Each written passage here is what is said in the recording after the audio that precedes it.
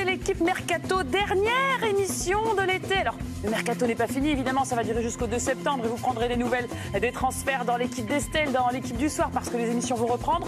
Mais pour les émissions de l'été, c'est la dernière ce soir et on va tout donner. Et en plus, on va surtout débriefer le match PSG-Toulouse qui vient de se terminer par une large victoire toulousaine. Du coup, pour la dernière, on a pris les meilleurs, comme d'habitude. J'ai dit quoi? J'ai dit victoire toulousaine? Excusez-moi. Victoire parisienne. Non, c'était pas un acte manqué. Pierre Maturana, tout va bien? Ça va pas mal. Vous allez me manquer pendant je sais pas combien de temps. Dave Apadou. France, salutations. Mais distingué également. Nabil Djellit. Bonsoir France. La chemise blanche. Attention, hein, là on est bien. Là on est pas en chic. bronzage par contre. Je sors d'une soirée blanche. On est sur un bronzage, effectivement. Mais vous ne pouvez pas rivaliser avec copain de couleur, Didier Roustan. Tout va bien? Évidemment. C'est un petit hommage à la Ville Rose. Pas Il y en a bien, pris 4 ce soir. C'est Oh, gentil. 1000 euros. Vous n'êtes pas les seuls en plateau. Nous avons également notre envoyé spécial du côté du Parc des Princes, Romain Gégou, qui sera là pour nous donner toutes les conférences de presse en direct des coachs, les interviews aux Onyx, évidemment. On va noter les joueurs de ce match, donc n'hésitez pas avec le hashtag l'équipe Mercato à nous dire pour quel joueur vous voulez qu'on vote, qu'il soit parisien ou toulousain. On sera intransigeant. D'ailleurs, je viens de voir qu'on n'a pas les palettes, donc on va vite, pendant la pub, nous ramener les petits cartons pour noter les joueurs. On est parti pour le débrief de ce match PSG-Toulouse. C'est parti.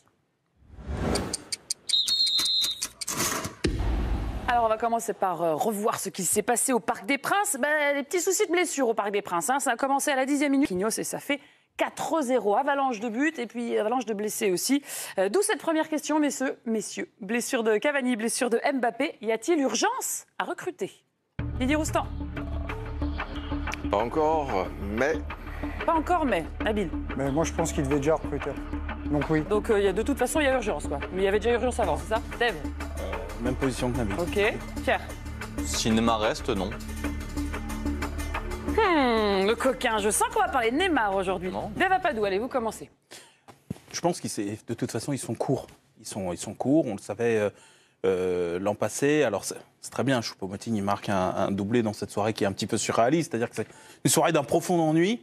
Et il y a la blessure de Cavani, il y a la blessure de Mbappé, il y a ce doublé de Choupo-Moting. Mais malgré tout, la doublure de Cavani aujourd'hui s'appelle Choupo-Moting. Et que si tu es dans une poule de Ligue des Champions relevée, là, si on considère que Mbappé, ça peut être 3 semaines, si c'est un claquage, peut-être voire plus. Cavani, ça a l'air parti aussi pour être quelques semaines. Neymar suspendu, tu peux attaquer ta phase de Ligue des Champions avec Choupo-Moting. Choupo-Moting, mettons Di Maria et Sarabia. Ça me paraît un peu court, pour affronter une grosse poule. Quand on voit que l'an dernier, Paris a souffert, pour peu qu'il tombe dans une poule avec, mettons, l'Atlético de Madrid, Manchester City ou que sais-je, ça peut être très, très, très, très compliqué. Donc, à mon avis, de toute façon, il manquait quelqu'un numériquement dans ce secteur. Justement, moi je pensais ça avant ce mercato, parce qu'effectivement, c'était toujours un peu court en termes de rotation devant.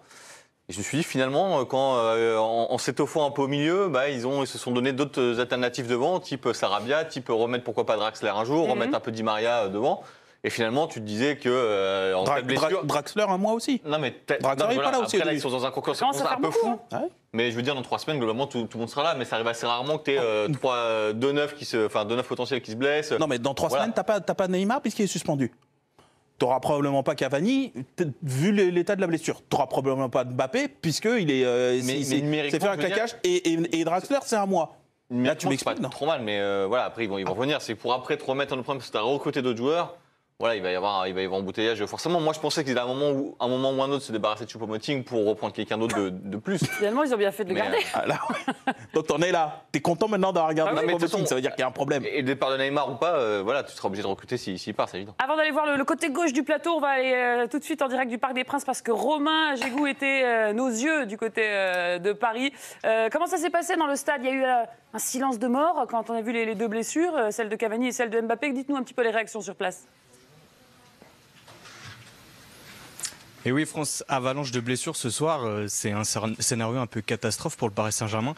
Pour la blessure de Cavani, on n'a pas trop vu, c'était un peu en catimini, c'était dans les 10 premières minutes, on n'a même pas vu le joueur sortir du terrain.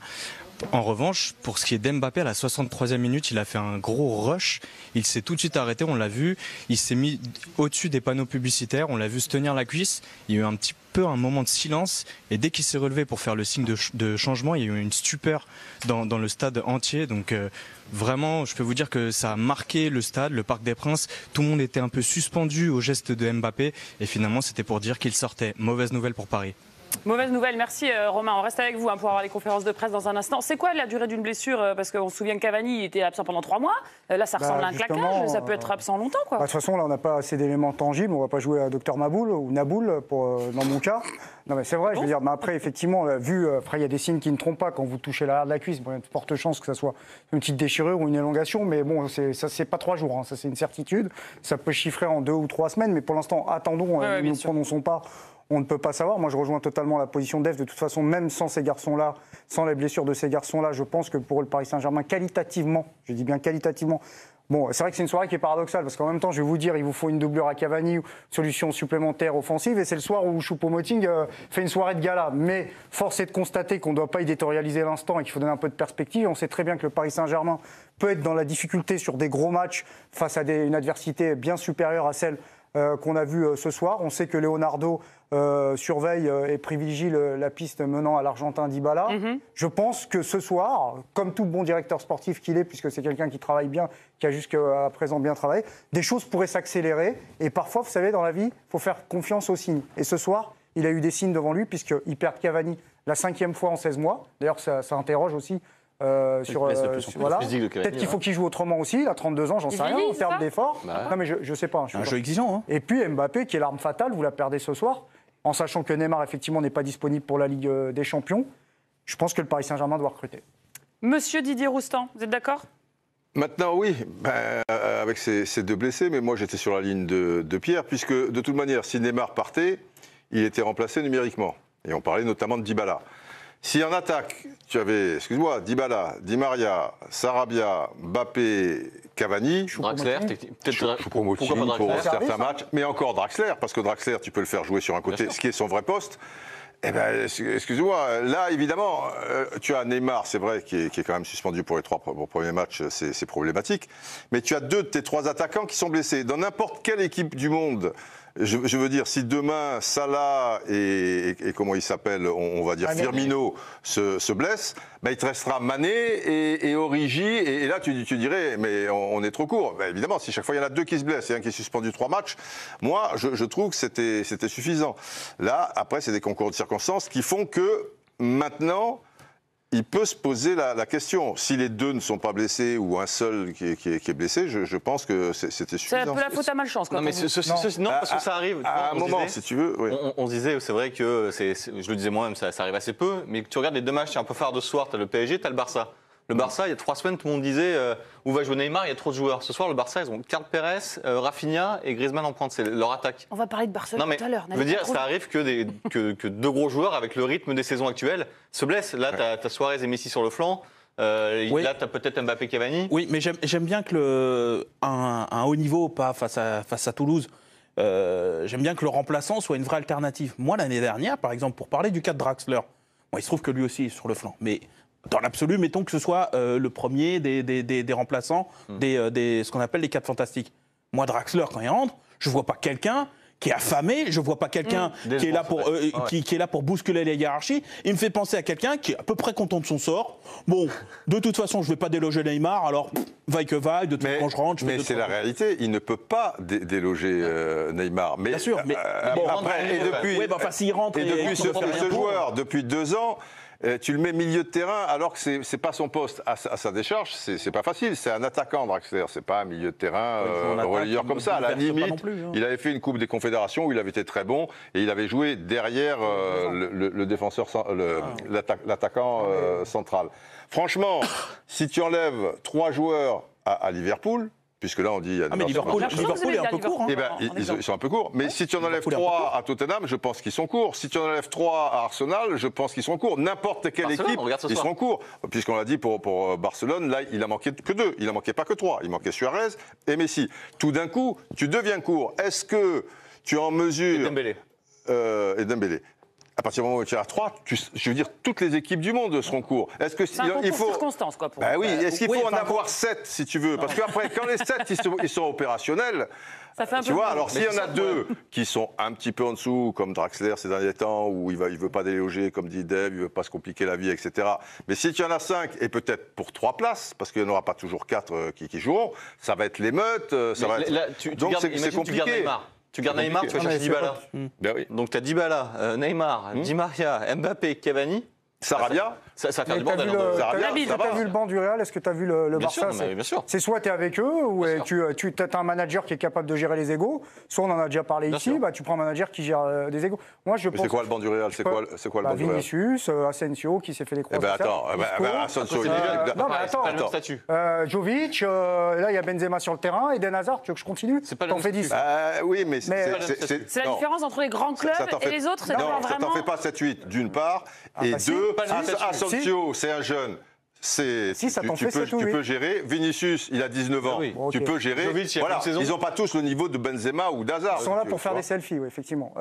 C'est des mecs n'importe qui quoi. ont Qu'est-ce faim. que tu Ah non, racontes? bah, C'est pas. Mais Vinicius, Bon. c'est plus facile de gérer, si tu veux, Vinicius que Di Maria qui Au Real, est dans ce club. Ouais, mais depuis machin. ils ont quand En même plus, Rames, au Real Madrid. Alors, Ça va. Bon, continuez Vinicius, sur si tu n'arrives pas à gérer votre Dans Vinicius. un autre club, tu le peux Barça. Continuez sur Alors, votre vas-y, raisonnement. le On n'est Barça. pas d'accord, Le Barça, c'est on pas en a très parlé grave, tout ça à va pas l'heure. changer grand-chose. Vas-y. Et pour terminer sur la séquence du Paris Saint-Germain, Oui. moi je pense qu'on a eu les recrues Antero avec Herrera, on a eu les recrues un peu Tuchel avec Gay, avec Diallo. Je sais pas, je peux me tromper, mais Leonardo il est revenu. Leonardo, ça a été un artiste, un magicien dans le recrutement lors du lancement de la fusée Paris Saint-Germain. Peut-être que aussi pour marquer son saut, son empreinte, dans son recours, il va taper sur les 5 derniers jours, il va taper sur un gros nom. Et ce grand nom, nonobstant le cas Neymar, ça peut être Dybala. D'accord. Voilà, On attend la patte Leonardo pour vous. Elle est là. Bah, disons de toute que façon, la patte l'arbitre, Leonardo, pour l'instant, il s'est exprimé dans la gestion du Neymar, qui a Qui est à peu déjà près pris, voilà, toutes un les, grand voilà, compliqué. et puis la communication sur le recadrage du club. Peut-être qu'il le frappera sur les derniers jours de mercato. Mais malgré tout, on disait effectivement que s'ils sont tous là, ça peut être compliqué. Sauf que on vient de dire Cavani.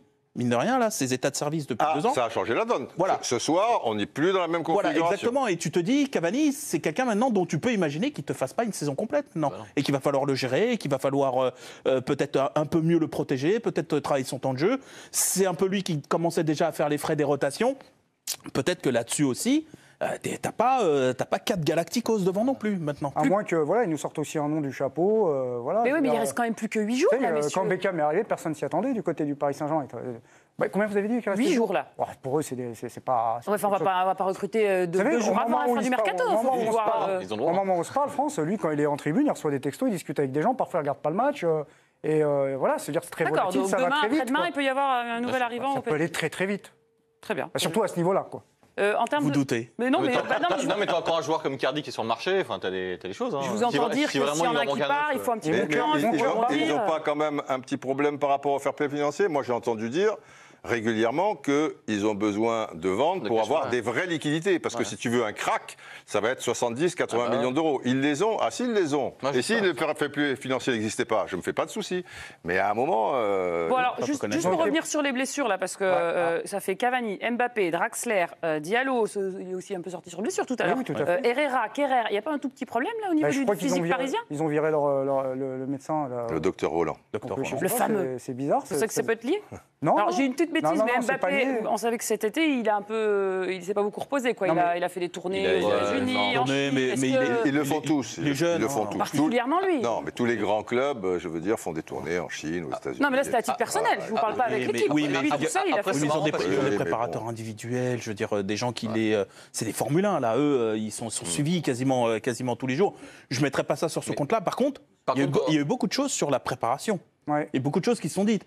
Ils sont fatigués. Tourelle qui a dit, là, on a mis les bouchées doubles, etc. On l'a vu sur les 2 premiers matchs. Voilà, alors est-ce que les charges de travail, est-ce que ça a été mal évalué, des choses comme ça? Je pose juste la question, je dis juste que quand ça arrive dans d'autres clubs, mettons que Arsenal, par exemple, il y avait Grand des années où spécialiste, ouais. presque à répétition, tu avais des gens qui tombaient comme ça, comme des mouches à peu près en début de saison. On se posait des questions sur la cellule performance. Là, tu peux au moins poser la question. Et après, En revanche, quand c'est Neymar qui se blesse, c'est parce qu'il sort trop, parce qu'il boit trop, parce qu'il fait trop. non, mais Cavani, c'est une Donc vraie c'est un question. peu, Cavani, c'est une vraie question. Par rapport à son âge? Bah lui, on peut pas le taxer de problème d'hygiène de vie, si vous voulez. S'il y en a bien un ou Sur le professionnalisme. voilà. Oui, puis il est quand même pas souvent blessé non plus, quoi. Bah si, là, ça commence. Depuis quelques ans, mais sur toute sa carrière. Oui, mais bien sûr, oui, mais c'est son jeu. on peut imaginer que c'est pas maintenant que ça va s'arranger. S'il commence à se blesser, vous savez, C'est aux plus la alentours fin de que le 30 ans, début. bah, je sais pas. En même temps, il vaut mieux se blesser en première partie de saison et être là en deuxième partie de saison. Que l'inverse. Ensuite, c'est une équipe qui est préparée pour être prête mi-septembre pour la Ligue des Champions. Oui, puis il va y avoir une petite coupure internationale, on le rappelle, donc on espère que tout va rentrer dans l'ordre pour les joueurs. On rappelle le score du match 4-0, on va revoir les buts, on va revoir ce qui s'est passé au Parc des Princes tout à l'heure. Avec une penalty de Di Maria a été repoussé par Baptiste René, le gardien toulousain, qui a été sacrément sollicité ce soir. Et il a fait un bon match, mais il prend quand même 4 buts.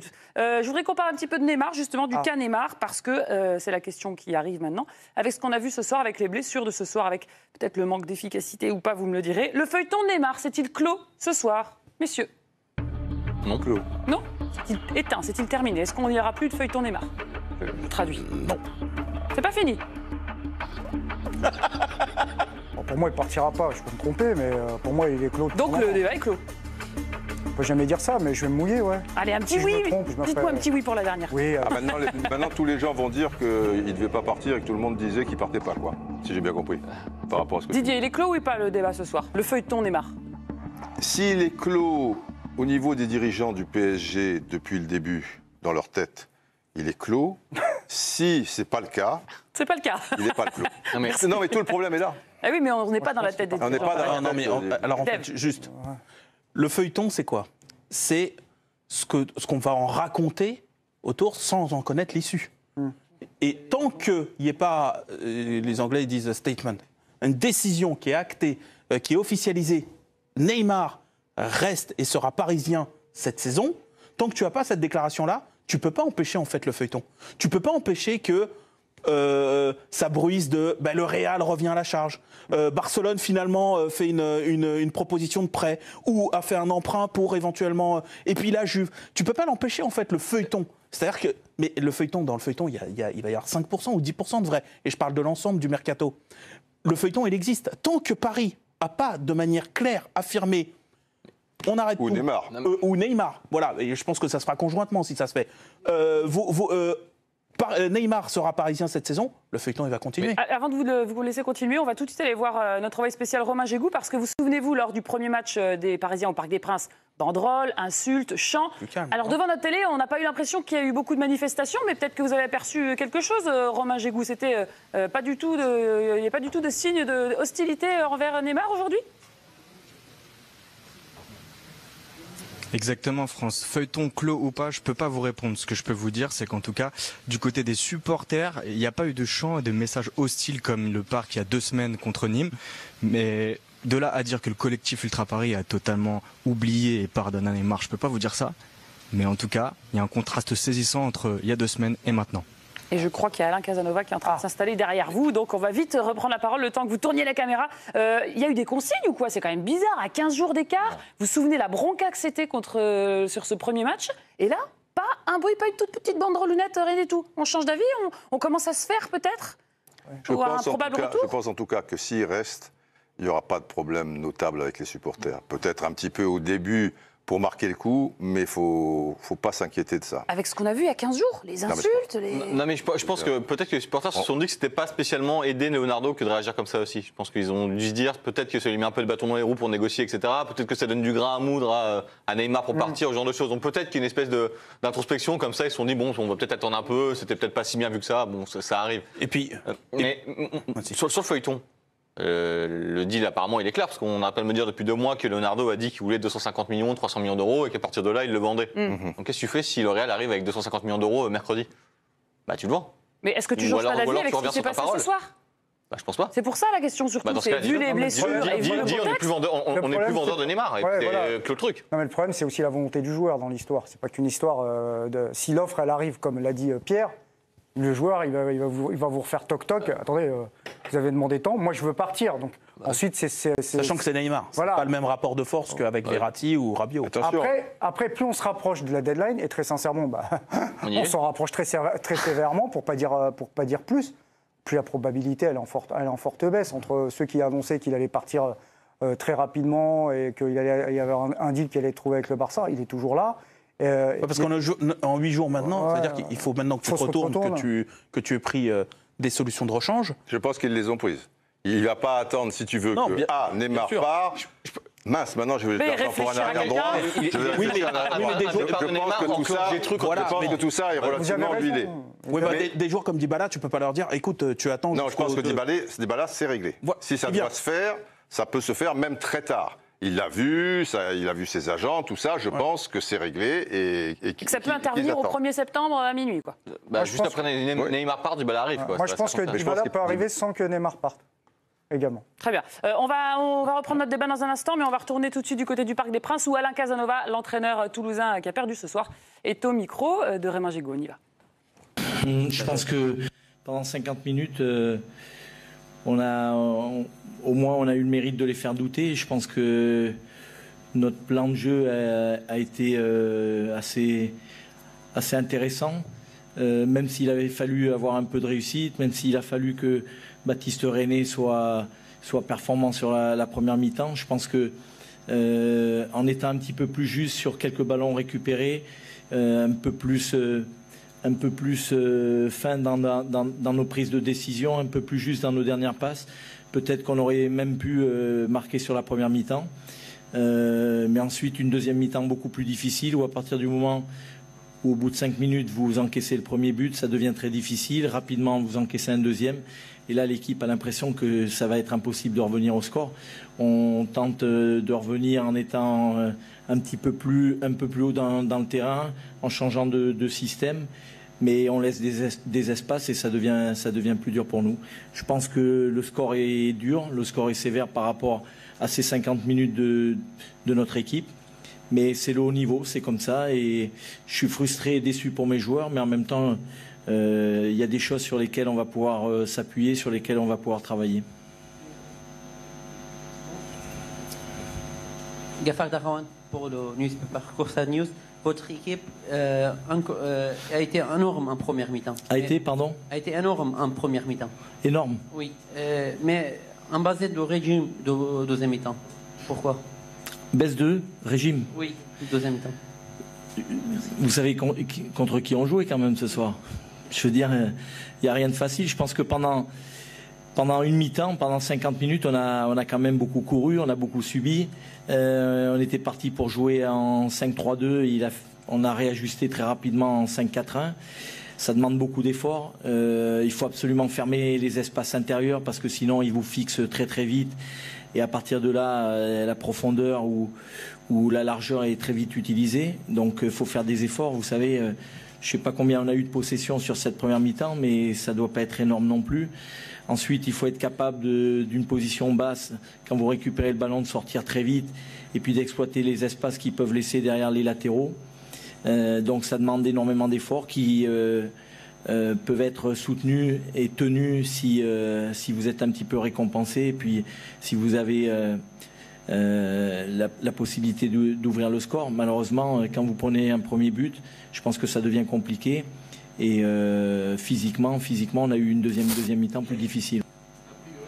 Voilà, donc pour Alain Casanova, au micro de Thomas Miko, il y a eu bien des soucis ce soir, le coach toulousain.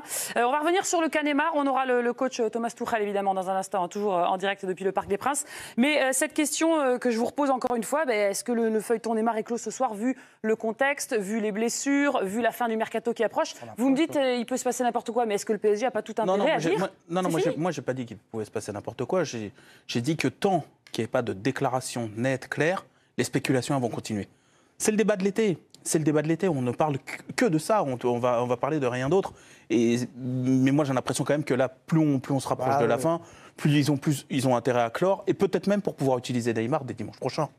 Parce que en plus, ce sera à l'extérieur. Terrain neutre. Voilà, oui, c'est ça. Voilà, t'es pas au parc où tu peux un peu la bronca. Ensuite, il y aura une coupure. Et derrière, tu as la coupure internationale, ce qui veut dire que quand tu reviens, le truc est un petit peu passé. Bon, il est revenu.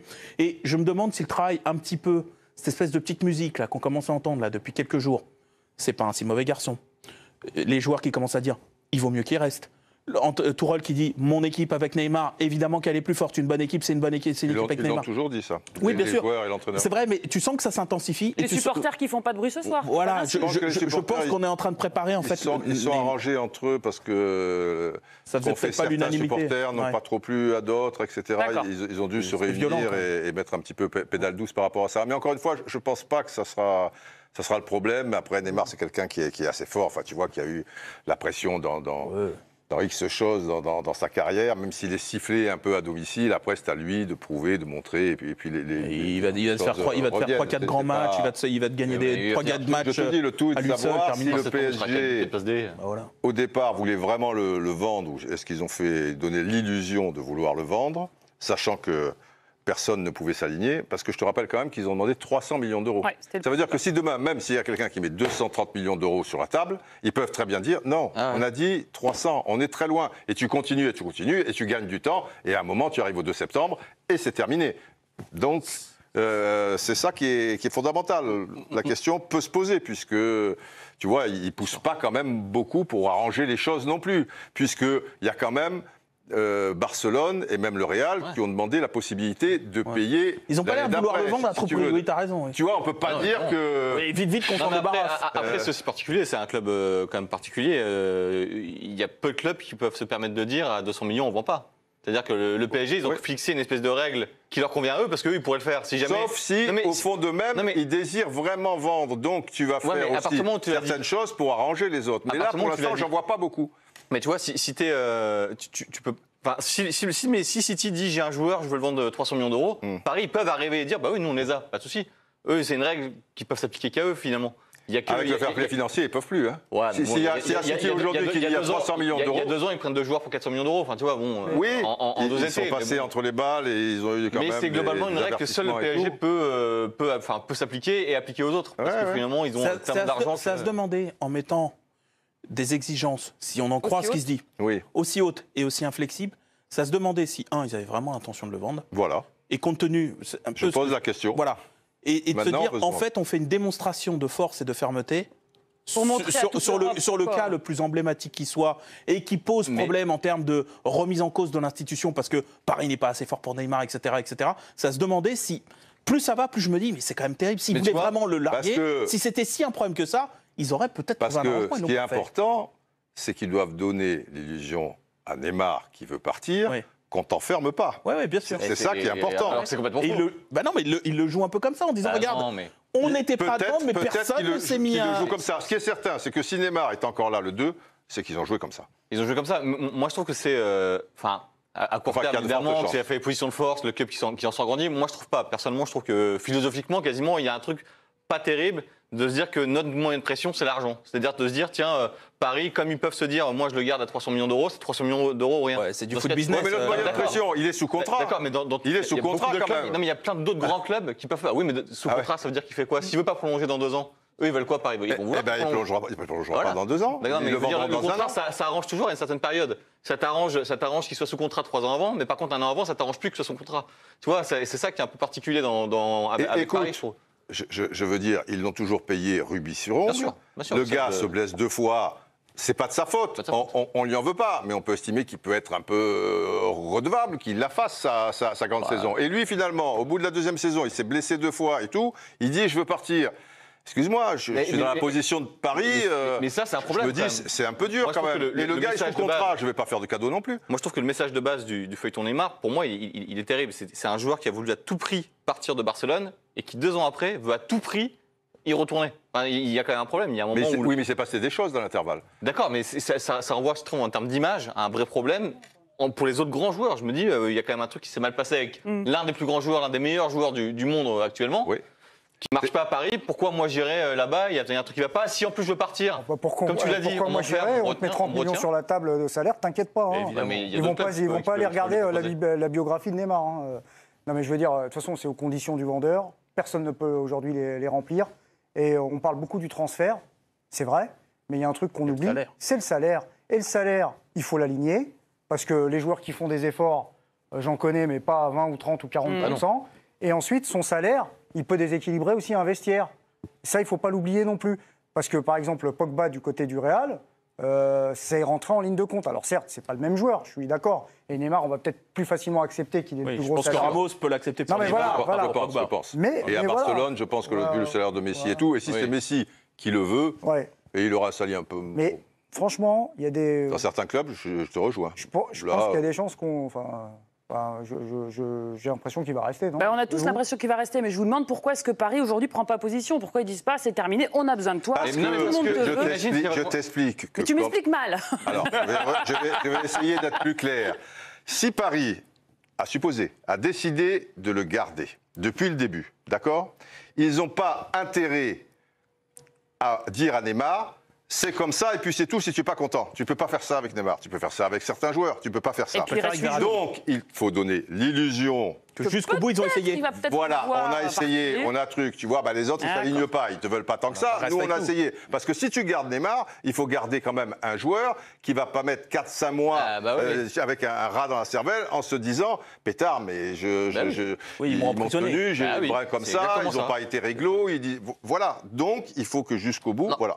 Comme ça, j'ai compris. Je te dis que c'est une éventualité et au rythme où ça va, il semblerait que... Il serait gagnant de la jouer comme ça. Faut pas oublier quand même qu'il reste une semaine. T'es pas à l'abri qu'un des gros clubs sorte une offre extraordinaire, tu sais pas d'où, parce que parfois tu sors des offres avec des montages ou je ne sais quoi, et que Paris se dise, l'air de rien, avec cette somme-là, comme apparemment il y a des problèmes de fair play financier, je vais me choper mon attaquant, mais je vais me choper un gardien, je vais me prendre peut-être un latéral gauche. Et de l'un dans l'autre, peut-être que je peux bien trouver sportivement. Non, parce qu'à ce moment-là, ils pourront toujours arguer. Si tu perds Neymar, tu perds énormément. Ça arrivait trop tard. Moi, j'y crois pas au coup de l'illusion. Je pense qu'ils sont assez intelligents pour savoir qu'ils ne sont pas dans une situation normale. C'est un joueur qui est tenu par un État. Il y a des enjeux géostratégiques. Et il y a d'autres trucs qui rentrent en ligne de compte. Lui est lui-même lié à cet État par des contrats de sponsoring importants. À mon avis, c'est pas juste un joueur de foot là. Ouais, à mon avis, l'équation elle est beaucoup plus complexe et on n'a pas tous les éléments. En fait, c'est ça. On va pas détailler. Non, on va conclure sur mais ce que je veux dire, c'est qu'il y a tellement de parties à satisfaire dans une transaction avec Neymar, les fondations, les sponsors, les machins, que ça ne se fait pas comme ça. Et moi, je rejoins un peu la thèse de Didier, là, pour le coup. Eh bien, il nous reste 8 jours, pardon, pas 10 jours, 8 jours. 8 jours de le faire vivre, vous inquiétez pas. J'espère, je compte sur vous. 8 ou 7, parce que c'est bientôt 7. C'est le 2 septembre, donc ça dépend à quelle heure vous regardez l'émission, mais ce matin c'était 8, et là ça se rapproche plus du 7. Les Espagnols se disent que le Real n'a pas fait un bon match, que Barcelone ça a mis du temps à se mettre en route. Il y a eu un petit match nul un partout du côté du Real. Il faut les sortir derrière. Et encore, derrière, ils pourront dire non, on a dit 300. Donc s'ils ne veulent pas... Ils auront des arguments. On revient sur le match PSG Toulouse parce que sur Internet, avec le hashtag l'équipe Mercato, on veut des notes. Donc préparez vos petits cartons. On va noter le double buteur de ce soir, Choupo-Moting, avec son beau doublé qui a souvent été raillé, même sur ce plateau. Oui, j'ai entendu plein de mauvaises choses sur lui. Et bien ce soir, il a marqué son petit doublé. C'est un 8 à peu près collégial, sauf un petit 7 pour Didier Roustan qui m'explique ce qu'il a trouvé de bon et de moins bon. Tu vois, j'aurais des demi-points, j'aurais mis 7,5. Bon, c'est bien. Il a marqué un peu un but. C'est parce qu'on l'aime bien qu'on met 8. On est d'accord. C'est parce que l'histoire est belle et c'est touchant. Le premier des deux, il doit rien à personne quand même. Non. Quand il joue les 4 défenseurs, tout ça. Oui, pas mal. Enfin, si, il doit un peu quand même au défenseur qui est sur lui. Mais bravo à lui et à sa roulette. Et après, c'est vrai qu'en ayant le pied d'appui qui est très très loin de celui qui frappe, ça lui permet de mettre une frappe du gauche un petit peu étonnante, poteau rentrant, etc. Non, mais je dis pas qu'il maîtrise tout, que c'est devenu un magicien, mais je dis que son premier but, franchement, le premier des deux, il est beau. Il va vraiment se le chercher. D'ailleurs, on est resté, tiens, mais c'est incroyable qu'il l'ait mis. Et le deuxième, c'est une belle action collective. Il le conclut bien. C'est Choupo-Moting dans un match où en plus Paris perd Cavani, perd Mbappé. Ce soir-là, il décide je lui donne moi le 8. C'est gentil pour lui. Pierre. Non, puis le côté attachant, chouchou, un peu du parc. Tu notes la mascotte là. Non, mais bravo. Franchement, moi j'essaie de réhabiliter un peu, tu vois. Non, mais il était moins chouchou avec son ballon arrêté. Attention, voilà, il y a 6 mois, tout le monde le siffle, là, tout le monde lui chante, tout le monde le chante. Il a sa chanson en Parc des Princes. C'est sympa, c'est quand même hyper, comme tu l'as dit, c'est étonnant. On le voit arriver, il est quasiment sur tous les ballons, il est là, il cadre quasiment tout ce qu'il a tenté. Non, c'est vrai. Il est à 2 doigts du hat-trick. Je veux dire. C'est vrai que René fait un truc miraculeux. Si c'est un autre joueur qui fait ça, on met 7. S'il y a le hat-trick, on met 2. Mais si c'est un autre joueur, on est d'accord. Avec tout le passif qu'on a sur Choupo. C'est ça. Est-ce que le nouveau Choupo-Moting est arrivé, Nabil ? Il peut rendre des services, mais allez... Moi, de toute façon, je ne vais pas retourner ma veste ici. Moi, pour moi, il n'a rien à faire là. Mais sur ce match-là, Non, mais sur ce match-là, il leur gagne le match. Il leur gagne 2 matchs face à une défense regroupée qui avait été solide, qui avait fait preuve d'abnégation sur un geste de classe, disons-le, sur un éclair. C'est lui qui libère l'équipe. Hein. Exactement. Donc, je vois pas, après un doublé, je vois pas pourquoi il ne mériterait pas une très bonne note. Il met pas le but 3-4, quoi. Il met le premier, ça compte. Il débloque le match et il est présent. Et la 50e minute de jeu, on le rappelle. 8, je vois que sur les réseaux sociaux aussi, on lui a mis 8. Hein, donc bon, ça va. On vous suit. Marco Verratti, qu'en avez-vous pensé ce soir? Il était aux côtés de Gueye. Hein. C'était un nouveau duo au milieu qu'on n'avait pas encore vu. 5-4, qui est-ce qui va défendre? Allez hop, c'est pour vous, Didier. Je trouve qu'il n'a pas eu même la justesse à un moment en deuxième mi-temps. Il y a un ballon en profondeur sur la droite. C'est quand même un joueur qui a un toucher de balle particulier. Et c'est parti, tu vois, comme si c'était un joueur un petit peu lambda de Ligue 1, c'est-à-dire 5 mètres trop loin. Je pense qu'il n'a pas eu son influence habituelle. Est-ce qu'il sait qu'il est sous le coup de, s'il prend un 3e carton là, il va être suspendu? Est-ce le fait qu'il n'y ait que 2 milieux de terrain devant la défense, et c'était un 4-2-4, hein, puisque cette fois il a mis Mbappé à côté donc de Cavani et des joueurs sur les côtés. Donc il n'y a pas 3 milieux de terrain, donc il a un petit peu moins de latitude, si tu veux, pour être devant. Il y en a déjà 4.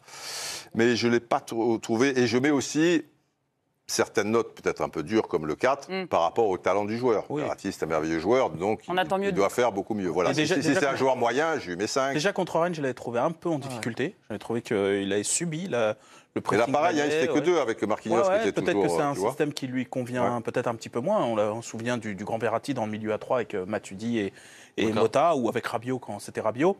Peut-être qu'à 2, il faut qu'il s'ajuste. Peut-être aussi la préparation, il faut qu'il la digère. C'est surtout ça, je pense. Cet été, donc. Il a moins de cannes. Rendez-vous le 15 septembre. Ne vous inquiétez pas, parce que lui, en règle générale, sur les gros matchs, il se débrouille pas. Oui, il est là. Bon, on le note pour ce soir. On n'est pas en train de dire c'est une pipe. Donc, en tout cas, je pense qu'il est complémentaire avec Gueye. Et moi, j'espère les revoir. Alors justement, c'est ce que je vais vous dire, il a un nouveau copain de jeu quand même, Idrissa Gueye, qui faisait son tout premier match titulaire. La recrue d'Everton, le Sénégalais. À vous de me dire combien vous lui donnez comme note ce soir. Idrissa Gueye, c'est un 6 côté gauche du plateau. C'est un 5 pour Delapadou. Je suis entre 6 et 7. Moi. Oh, carrément, 6 et 7, pourquoi vous... Non, là, c'est 67, là, ça, c'est pas possible. Même sur Richter, c'est pas possible. Non, mais honnêtement, c'est son premier match. Je trouve qu'il était bien meilleur que Verratti. Il a fait ce qu'on lui a demandé. Alors, de façon un peu trop sûre, quoi. C'est-à-dire, pas trop de prise de risque, mais franchement propre.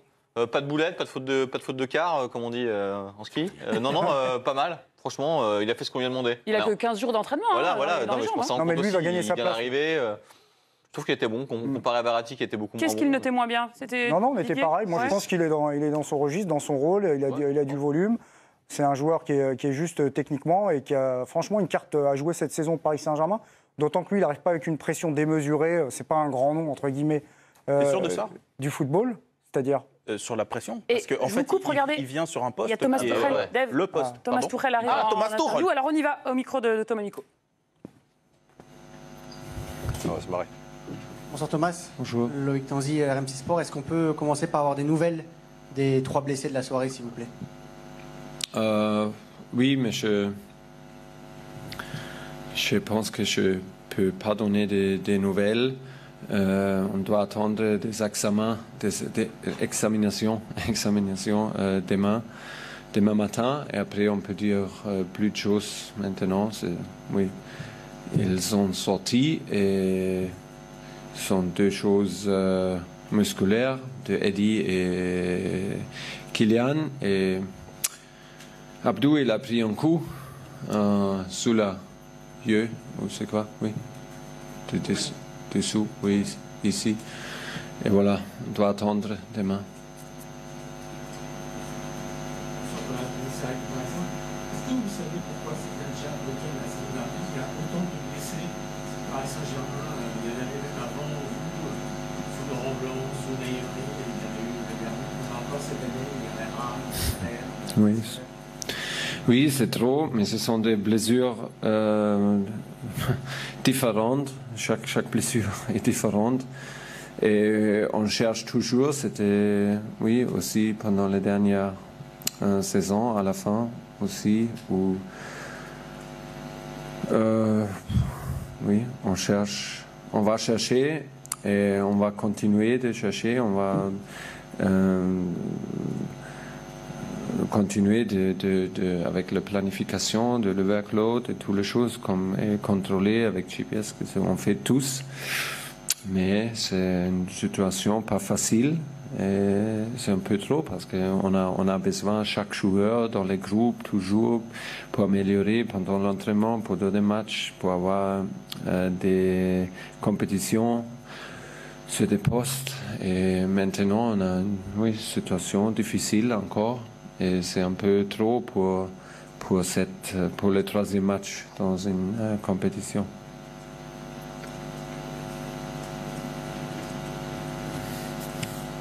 Mais à ma expérience, c'est jamais une explication. C'est le problème. Hein. Normalement, il y a plusieurs raisons et avec des blessures, c'est toujours comme ça. Tu ne sais jamais. Tu ne sais pas jamais si tu as fait une autre chose avec lui. Il est blessé la prochaine match ou pas blessé, c'est pas possible de parler de cette chose. Comme c'est musculaire pour Mbappé et Cavani, vous manquez de solutions offensivement. Vous avez éventuellement Ressé et Gouklou qui n'étaient pas dans le groupe aujourd'hui. Mais est-ce que ça vous oblige à prendre une décision plus rapidement pour Neymar? C'est toujours notre objectif de trouver une solution le plus rapide que possible. Mais malheureusement, la situation n'était pas claire aujourd'hui. Pour ça, ce n'était pas possible qu'il joue. Et voilà, on va réessayer pour vendredi. On joue vendredi pour vendredi. Mais on n'a pas une garantie. C'est comme ça. Bonsoir Thomas, François Diana pour Culture PSG. Bah oui, c'est comme ça. La conférence de Thomas Tuchel, donc en direct depuis le Parc des Princes. On essaie de trouver des durées de blessures. Ça va être un petit peu trop tôt. On va reparler de ce match PSG-Toulouse, évidemment, juste après la pub. Vous restez bien avec nous. Dites-nous avec le hashtag l'équipe Mercato pour quel joueur vous voulez qu'on note. Puis on a plein d'autres images de matchs à vous montrer, que ce soit en Ligue 1 ou à l'étranger. À tout de suite.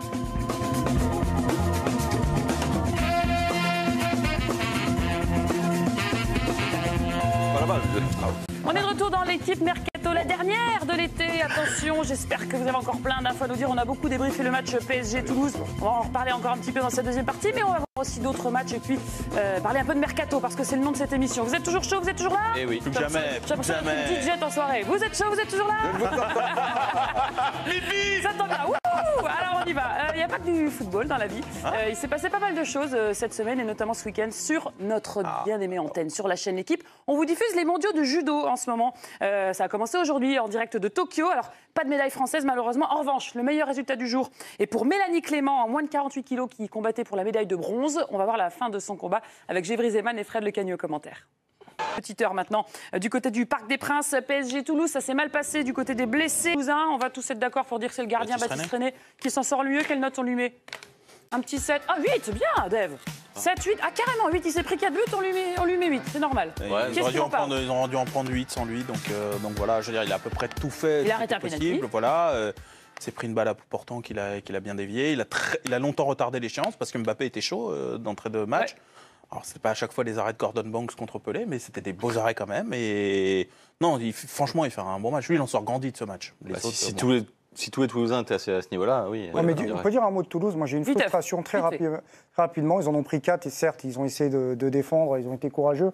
Mais quand je vois qu'on laisse des garçons comme Dosevi et Saïd sur le terrain, alors c'est un choix philosophique qui a été fait par Casanova, joue au football et prend 4-0 parce que Dosevi et Saïd, face à une équipe du Paris Saint-Germain qui n'est pas encore prête, tu as peut-être plus de chances de l'embêter à ce moment-là de la saison qu'au mois de mars. Voilà, mais c'est juste une réflexion personnelle. Non, mais je suis d'accord. Moi, je suis d'accord. Alors, mais c'était prévisible, mais tu as raison. Parce qu'il y a d'autres matchs cet après-midi en Ligue 1. Il y a eu notamment un Monaco-Nîmes qui a débouché sur un match nul. Décidément, ils n'y arrivent pas. Les joueurs monégasques, ils avaient pourtant bien 18e, suivi par Monaco, 19e. Petit débrief rapide, petit débat rapide. Est-ce qu'il faut être inquiet pour Monaco? Oui. Je pose la question avant de me répondre. Oui, clairement. Non. Ah non, on n'est pas inquiet? Non, ça dépend d'un facteur très rapide. Je pense qu'il y a des bonnes choses qui sont en train de se mettre en place. Il y a ce duo, la Ben Yedder-Slimani, que j'espère revoir. Mais ça ne justifie pas mon propos. Je pense que s'ils règlent très rapidement le problème du milieu défensif et qu'ils ramènent Bakayoko, Kessié ou Lemina et qu'on ait un bloc équipe un peu plus solide du côté de... Et la défense. En fait, je pense que le choix, en fait, pour Jardim, la question, elle est là. Tu veux qu'on en parle de la défense? Non, mais la question pour Jardim, elle est là. Est-ce qu'il va lâcher ses soldats? Ses soldats, c'est Gemerson et Glick. Il a été champion de France avec eux. Est-ce qu'il va faire le choix douloureux de ne plus les mettre sur le terrain? Parce que là, c'est plus possible. Voilà. Je veux dire, s'il fait ce choix-là, s'il repart avec de nouvelles énergies, ils ont fait venir le Chilien Maripan, par exemple, s'il tente autre chose... Nabil, je suis quand même un petit peu inquiet. Alors évidemment, on est encore tôt dans la saison, etc. Moi, il y a quelque chose au-delà des résultats, c'est l'état d'esprit. C'est une équipe qui mène quand même 2-0 et dont tu sens que la première contrariété déstabilise tout et tout le monde a les chocottes. Et je me souviens que l'année dernière, mine de rien, on a longtemps dit, semaine après semaine, ça va, ils vont s'en sortir, c'est Monaco, etc. Alors, ils ont fini par s'en sortir, mais à la dernière journée. Mais en fait, c'était un club qui était traversé par ce sentiment de peur. Et tu as l'impression qu'ils n'ont pas fait le reset, qu'en fait, tu sens que c'est un peu la même ambiance. Et que de nouveau, tu te tournes, tu ne sais pas sur qui tu peux compter. Évidemment, il y a encore l'histoire des vieux soldats, des vieux grognards. Glick, sur le premier but, tu as l'impression qu'il a ma détente sèche. C'est quand même incroyable. Non, et voilà. Et moi, je trouve. La détente sèche est de combien? 11-12 cm. Ouais. C'est pas avec des chaussures légères. Quand j'avais 25 ans.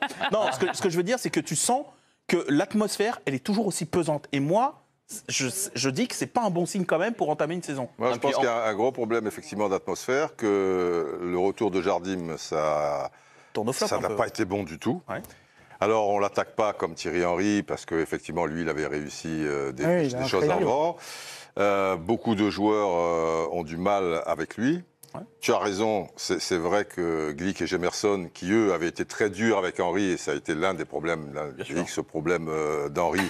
Quoi qu'il arrive, il les met toujours, alors que Gemerson au milieu de terrain, c'est tout simplement pas possible. Et Glick, tu viens d'en parler. En plus, il est dans ses déclarations, Jardim, même auprès de la direction, ou même, enfin, ça a l'air un petit peu compliqué. Alors, mais je pense qu'avec beaucoup de joueurs, ça ne passe plus. Les jeunes, ils ont ras-le-bol, donc la bonne nouvelle, c'est que les recrues en attaque marquent, et puis surtout qu'il manquait des défenseurs. Il y en a un, vous en parliez, qui vient d'arriver. Il a signé 5 ans à Monaco. Il s'appelle Guillermo Maripan. On en parlait ces derniers temps à Maripan, parce que c'est un défenseur chilien, 21 sélections. Il arrive d'Alaves. Il a fait une 50aine de matchs en 2 saisons. Très, très grand défenseur. Il fait 1m93.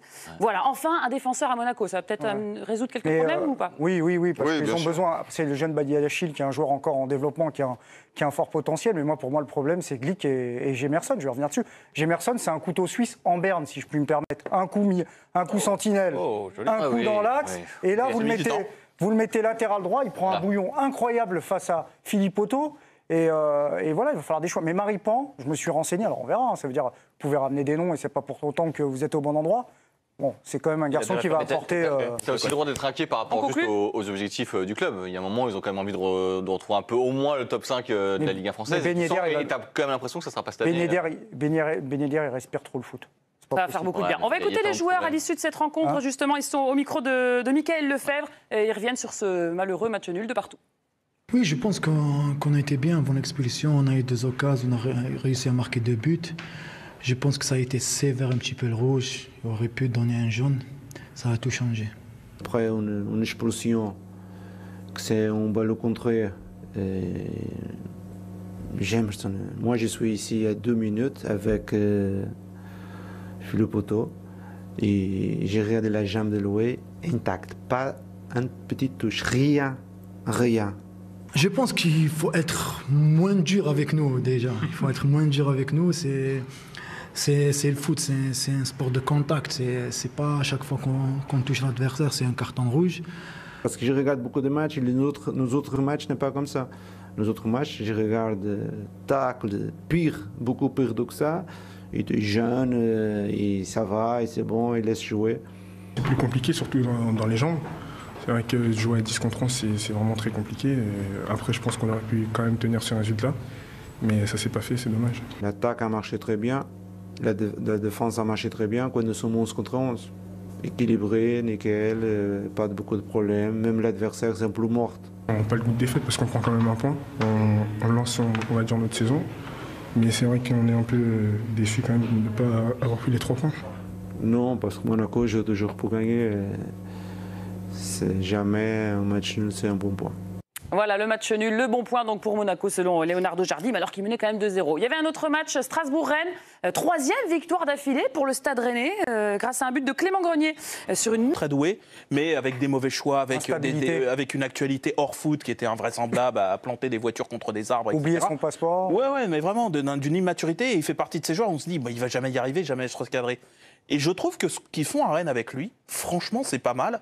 Et on voit, ou plutôt on redécouvre, et on se rappelle qu'en fait, c'est vraiment un fort attaquant. Et qu'à l'échelle de Rennes, il va leur rendre énormément. Vraiment 3 victoires d'affilée, leader provisoire en attendant les matchs de Lyon et Nice. Mais c'est surprenant de la part du Stade Rennais ou... Surprenant, non. On a remarqué la saison dernière que c'était une équipe qui avait trouvé une certaine carburation. En plus, là où je suis quand même un peu impressionné... Ils ont gagné un trophée, ça a fait sauter un verrou. Et là où je suis un peu impressionné, c'est qu'ils perdent quand même des joueurs entre cette saison et la saison dernière. Ben Sebaini sur le côté gauche, Zéphane est parti, Ben Arfa est parti. Benjamin André. Benjamin André qui était quand même un élément, et tu as raison Didier, qui était un élément indispensable. Nouveau gardien aussi. Voilà, ils ont un nouveau gardien. Mais qui est plutôt meilleur que en fait, c'est cohérent, il doit y avoir une adhésion au niveau du coach. Et puis Dave a raison, il y a des garçons qui enfin expriment leur potentiel. Jusqu'où, on n'en sait rien.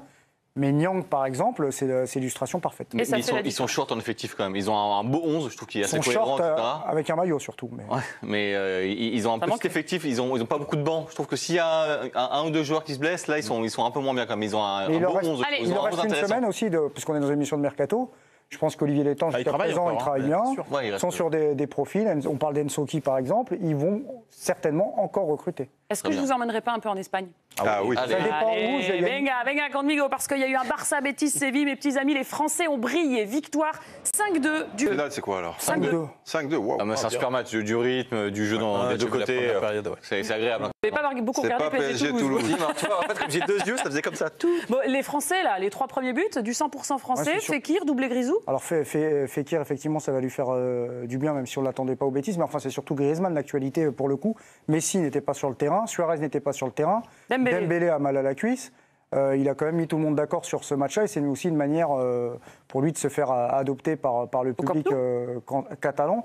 Je pense que ce soir, il a un peu marqué les esprits parce qu'il jouait quand même dans l'axe. Suarez a dû apprécier. Et puis sur le premier match, il n'était pas incroyable. Oui, il y a eu une ou deux remarques de Valverde qui lui a dit, qui a dit tout de suite, on attend beaucoup de lui, on attend qu'il ait une participation, une prise en charge du jeu comme il est capable de le faire chez les Bleus ou avant à l'Atlético. Nabil a raison, il a répondu. Après, il faudra voir la cohabitation. Quand les autres vont revenir. Tactique, au complet, avec Messi qui, lui, a vraiment toute l'attitude dans le jeu. C'est ça qu'on va voir. Mais au niveau de la confiance et au niveau du rapport avec le public et tout, franchement, c'est bien. L'Espagne est trop fort, tu ne peux pas te faire de soucis pour lui. Et puis, puisqu'il est caméléon, il est capable de s'adapter à toutes les situations. Si tu veux. Donc, il s'adaptera à Messi. Et il a quand même dans les veines, de par son jeu, l'ADN du Barça.